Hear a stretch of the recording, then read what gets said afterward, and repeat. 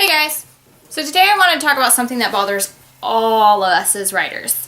Oh, and don't mind the Hello Kitty hat, it's my thinking hat. My muse has been a little stubborn this week, so I've resulted in wearing, it's resulted into me wearing my Hello Kitty thinking cap, and also my hair is wet and I didn't feel like fixing it because I've been writing all day and just recently decided to shower. The life of a writer. So today I wanted to talk to you a little bit about rejection. Guys, we've all been through it, and if you haven't been through it yet and you're a writer, it's going to happen. Now for me, I feel like rejection comes in two forms. When your book gets rejected by an agent or a publisher, or when you get a bad review on your book or short story or something that you've had submitted or published. So to me, those are the two forms of rejection. Because a bad review is kind of like somebody's rejecting you. They're like, I don't like you, and I don't like what you write. So, yeah, it's like still rejection. It's like high school all over again. You just want to go home and cry.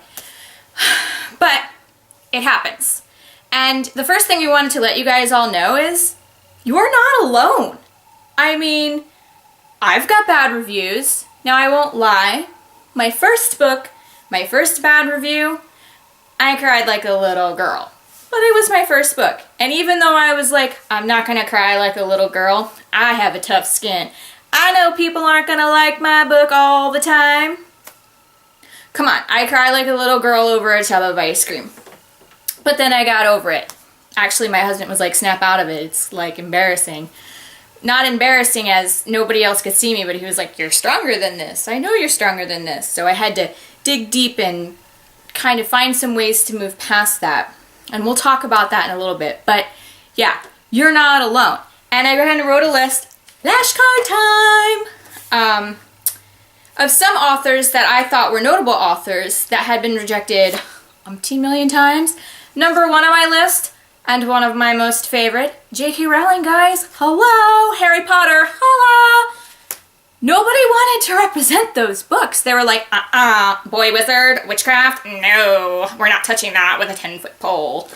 I bet like all those big publishers that rejected her are totally kicking themselves in their butt right now. But she was rejected 14 times for Harry Potter before somebody took a chance on it, and I'm glad that they did because like I can't live without reading Harry Potter at least once a year. And J.K. Rowling struggled with it. And she said that in many of her interviews. Another author, and you guys have probably heard about this one a lot, Stephen King. His book Carrie was rejected like over a dozen times before somebody took a chance on it. That guy can understand because scary movies, Carrie's like scary and gives me nightmares. But yeah, over a dozen times. Some other ones, James Patterson. Hello, like James Patterson. Oh my god, wonderful. Rejected. William Faulkner, guys. William Faulkner. Rejected. Actually, I think somebody said something to him like, there's no way, or you're out of your mind if you think I could publish this. Well, that guy was out of his mind, because it's like William Faulkner.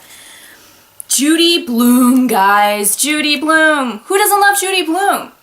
She was rejected for 2 straight years in a row. I don't know how that woman got out of bed every morning with determination being rejected that much. But she did it, and it paid off in the end. And also, and this is the last one I'm going to mention, Meg Cabot. She's the author of Princess Diaries. I actually met her at a conference. She's really funny, by the way. I love her. Very funny. 17 times. 17 times Princess Diaries was rejected. So you're not alone, guys. People get rejected all the time in the author world. It happens. You just have to kind of accept it and move on. And when I say accept it, I say you have to accept the emotions that come along with it. And so I'll give you a little kind of gist of what some of those emotions are. For me, they go something like this. First, I'm really sad. And then, I'm angry! And then, I'm really sad again. And then, I'm angry! And then, I'm like, no way! I'm gonna get up and I'm gonna write the next best thing and I'm not gonna be a quitter. And then usually after that day, because I've pulled my hair out trying to write the next best thing, that next emotion that follows is crazy! Because all those emotions get mixed into one and we go crazy. It happens. Let yourself go through the emotions, guys. It helps. You're not gonna feel great when you get your first bad review. I didn't. You're probably not gonna feel great when you get your second bad review. I kinda didn't. Unfortunately, my very first review that was bad that I ever received was just downright mean. And guys, there's people out there that will go out of their way to be malicious. I mean, this person that left a bad review had never commented on a book in their entire life, but went out of their way to comment and say such malicious things like, I couldn't put enough words together to form a proper sentence. Basically that I was daft. Hey, but all good writers were daft and were a little crazy. And it really hurt, and thank God I had a great crit partner and really supportive family and friends that, you know, helped me look past that. There was really no corrective criticism to take away from that review. And you know what? You're going to get some reviews like that. But you're also going to get reviews that maybe they're considered bad, but they really have a lot of corrective criticism in it. And I've had quite a few of those. One of them with the first book. At first I was like, what is this person talking about? I so did not do that. And then, like, the more I read the review, I actually went back and looked at that part of the book and went, ooh, this person's right. And so I learned from that. I have that review printed out and I keep it. I've actually not been working in here lately. I've been working in the other office, and I keep that review on my bulletin board in my other office to remind myself of what that person was thinking when they read my first story and make sure that I don't let that mistake happen again. So you can always learn from the corrective criticism type reviews. Those reviews are great. Don't let them get you down. Even if you get a lot of them, you're only going to learn from them. And your next story is only going to be 10 times better. Okay? So part of it, you have to develop a thick skin in order to let those corrective criticisms help you. So you really need to develop a thick skin for the malicious people, because they're out there. They're not going away. They're haters and they love to be haters. But still, you can't let yourself get up, like, so worked up over a nice corrective criticism review that it hinders from helping you. So you have to develop a thick skin. And remember, guys, it's not you that people are rejecting. The publishers and the agents or the bad reviews, they're not rejecting you as a person. They're rejecting the work. They didn't like the work. Something about the work just didn't sit right with them. So don't take it as a personal hit. And I know that's really hard because our books are like our babies. It's really hard. So you just have to remember that it's not you. You're a good person, you're a great person, you're a creative person, and you're a writer for a reason. And don't let anybody take that away from you. And then if, like I said, you know, use it, always let things help you move past rejections and bad reviews. And just remember, guys, like I said in the beginning, absorb it all. Let yourself go through the motions. Be sad. Be angry. Be determined. Those are all good things. They're only going to help and develop you into be a better writer.